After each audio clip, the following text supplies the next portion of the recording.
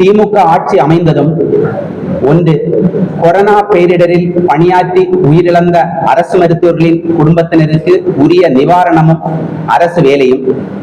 2, அரசு மருத்துவர்களுக்கு முன்னாள் முதல்வர் கலைஞர் அவர்கள் வெளியிட்ட அரசாணை 354 படி ஊதியம் ஆகிய 2 கோரிக்கைகளும் நிறைவேற்றப்படும் என ஒவ்வொரு அரசு மருத்துவரும் ஏக்கத்தோடு காத்திருந்தோம்.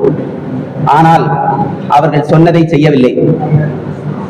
குறிப்பாக கொரோனா பேரிடரில் பணியாற்றி உயிரிழந்த அரசு மருத்துவர் விவேகானந்தரின் மனைவி அரசு வேலை கேட்டு மாண்புமிகு சுகாதாரத்துறை அமைச்சர் அவர்களை தன் குழந்தைகளுடன் 3 முறை நேரில் சந்தித்து வேண்டினார்கள். இருப்பினும் அமைச்சர் கருணை காட்டவில்லை. சட்ட போராட்ட குழு சார்பாக நடத்தப்பட்ட பல்வேறு போராட்டங்களில் டாக்டர் விவேகானந்தரின் மனைவி கலந்து கொண்டார். அதுவும் மக்களை காப்பாற்ற போராடி மாண்ட மருத்துவரின் குடும்பம் சாகும் வரை உண்ணாவிரதம் இருந்தது. தங்களுக்கு அரசு வேலையும் நிவாரணம் வேண்டும் என சாகும் வரை உண்ணாவிரதம் இருந்தது தமிழகத்தை தவிர வேறு எங்குமே நடந்திருக்க வாய்ப்பில்லை.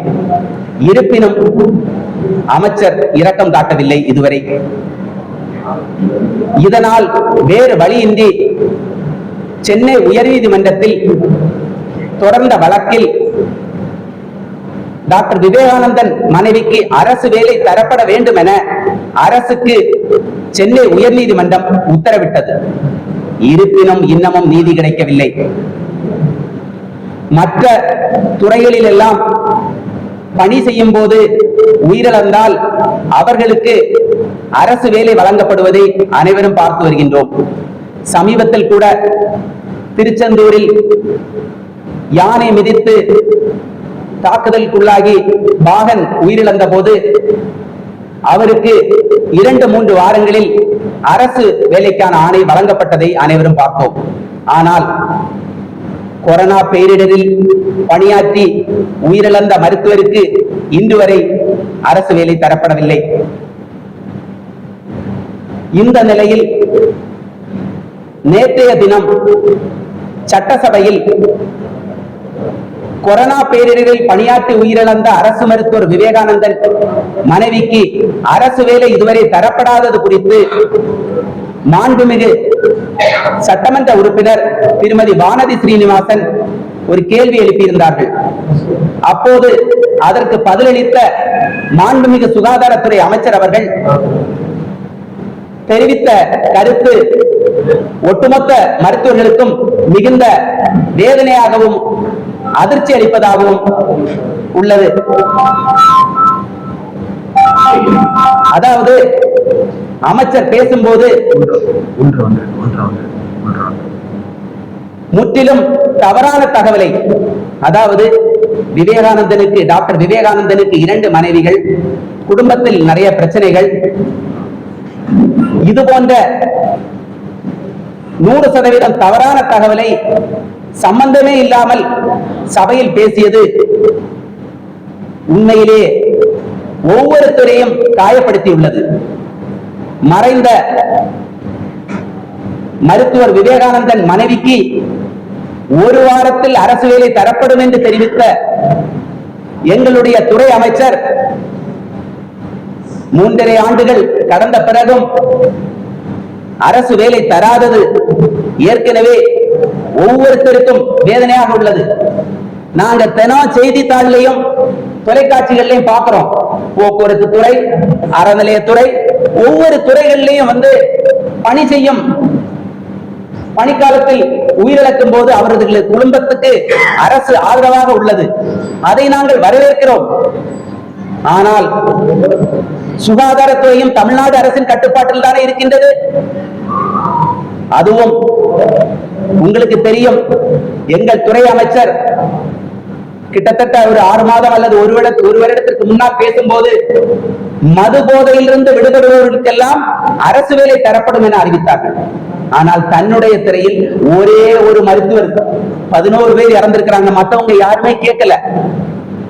வேற வழி இல்ல, எங்களுக்கு சர்வர்களுக்கு இது ரொம்ப முக்கியம் அப்படின்னு இவங்க கேட்கிறாங்க. அவங்களுக்கு தரதுக்கு தயாராகி கள்ளச்சாராயத்தால் இறந்தவர்கள் குடும்பத்துக்கு எத்தனை பேருன்னு கவுண்டிங் கூட முடியறதுக்கு முன்னாடி வேக வேகமாக 10 லட்சம் நிவாரணம் கிடைக்குது. ஆனால் உயிர்காக்கும் துறையில் அரசு மருத்துவர்களுக்கு அரசு தரக்கூடிய ஆதரவும் அங்கீகாரமும் இப்படித்தான் இருக்குமா? நாட்டிலேயே சுகாதாரத்துறையில் தமிழகம் முன்னணி மாநிலம் என்று கிட்டத்தட்ட ஒவ்வொரு முறையும் பத்திரிகையாளர் சந்திப்பில் மாண்புமிகு அமைச்சர் அவர்கள் பெருமையாக பேசுகிறார்கள். ஆனால் அதற்கான பங்களிப்பை தரும் உயிர்காக்கும் மருத்துவர்கள் குறித்து இந்த 3.5 ஆண்டுகளில் ஒரு நாளாவது சிந்தித்து பார்த்தார்களா? எனவே மாண்புமிகு முதலமைச்சர் அவர்கள் இப்போதாவது தலையிட்டு நீண்ட காலமாக போராடி வரும் அரசு மருத்துவர்களின் உணர்வுகளை புரிந்து கொண்டு நாட்டுக்காக மக்களை காப்பாற்ற போராடி மாண்ட டாக்டர் விவேகானந்தன் மனைவிக்கு அரசு வேலைக்கான ஆணையை மாண்புமிகு முதல்வர் தன் கைகளால் வழங்க வேண்டும் என வேண்டி கேட்டுக் கொள்கின்றோம். மேலும் நீண்ட காலமாக போராடி வரும் அரசு மருத்துவர்களின் கோரிக்கையான, அதுவும் நம்முடைய முதல்வர் அவர்களின் தந்தை வெளியிட்ட அரசாணை 354 படி 12 ஆண்டுகளில் ஊதியப்பட்டை 4ஐயும் வழங்க நடவடிக்கை எடுக்க வேண்டும் என மாண்புமிகு முதல்வர் அவர்களை வேண்டி கேட்டுக்கொள்கின்றோம். நன்றி. டாக்டர் பெருமாள் பிள்ளை, தலைவர், அரசு மருத்துவர்களுக்கான சட்ட போராட்ட குழு. டாக்டர் விவேகானந்தரோட மனைவி. எனக்கு 2 பசங்க இருக்காங்க, ஒரு பொண்ணு ஒரு பையன். பொண்ணு பேர் கீர்த்தனா, பையன் பேர் பிருத்திவிராஜ். அவர் இறந்த டேட் நவம்பர் 22, 2020 இறந்தாரு. இன்னும் அவர் இறந்து எனக்கு 4 வருஷம், அவர் இறந்து 4 வருஷம் ஆயிடுச்சு. இன்னும் எனக்கு ஜாப் எதுவும் கிடைக்கல எனக்கு. அதுக்காக நான் ரொம்ப வருத்தப்படுறேன். பசங்களுக்கு ஃபீஸ் கூட என்னால் பே பண்ண முடியல. ஆனா இப்போ சீக்கிரமா ஜாப் கிடைச்சா நல்லா இருக்கும். அப்புறம் அமைச்சர் அவரை பத்தி தப்பா பேசி வச்சிருக்காரு. என்ன 2 ஒய்ஃப் இருக்காங்கன்னு. ஆனா அவருக்கு ஒய்ஃப் நான் மட்டும்தான். அது எம்என் திவ்யா மட்டும்தான். அவருக்கு 2 பசங்க மட்டும்தான். அதனால அவர் ஏன் அந்த மாதிரி பேசினாருன்னு எனக்கு தெரியல எனக்கு.